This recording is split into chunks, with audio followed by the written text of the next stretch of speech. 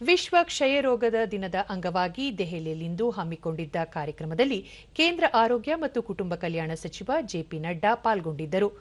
ದೇಶದಲ್ಲಿ ಕ್ಷಯರೋಗ ನಿರ್ಮೂಲನೆಗಾಗಿ ಹಮ್ಮಿಕೊಳ್ಳಲಾಗಿದ್ದ 100 ದಿನಗಳ ಜನಾಂದೋಲನದ ಸಮಾರೋಪ ಸಮಾರಂಭ ಕಾರ್ಯಕ್ರಮದಲ್ಲಿ ಹಲವು ನೀತಿ ನಿರೂಪಕರು, ರಾಜ್ಯಗಳ ಪ್ರತಿನಿಧಿಗಳು, ವೈದ್ಯಕೀಯ ತಜ್ಞರು ಸೇರಿದಂತೆ ವಿವಿಧ ಭಾಗಿದಾರರು ಪಾಲ್ಗೊಂಡಿದ್ದರು. ಬಳಿಕ ಜೆಪಿ ನಡ್ಡಾ ಕ್ಷಯರೋಗ ಮುಕ್ತ ಭಾರತ ನಿರ್ಮಾಣಕ್ಕೆ ಕೇಂದ್ರ ಸರ್ಕಾರ ಬದ್ಧವಾಗಿದೆ.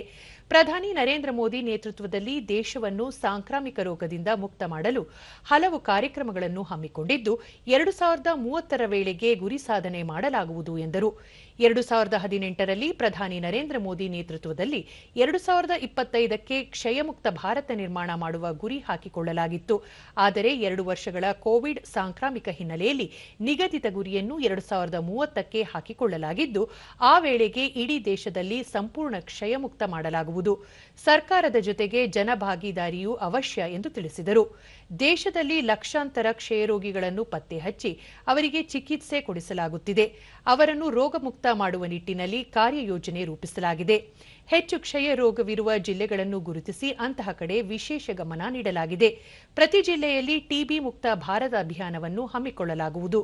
ಈ ನಿಟ್ಟಿನಲ್ಲಿ ಸಂಸದರು, ಸಚಿವರು ಮತ್ತು ರಾಜ್ಯ ಸರ್ಕಾರಗಳ ಪಾತ್ರ ಮಹತ್ವದ್ದು ಎಂದರು.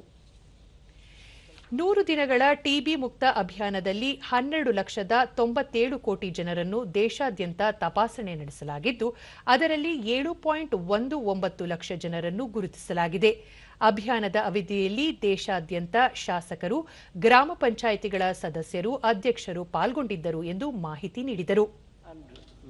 We went on that very pace, but we all know that in 2020 the world faced a pandemic and India also faced the same pandemic. हम भी उससे अछूते नहीं रहे और लगभग 2 साल सभी लोगों को उस पैंडेमिक से लड़ने में आप सब लोगों ने पूरी ताकत लगाई.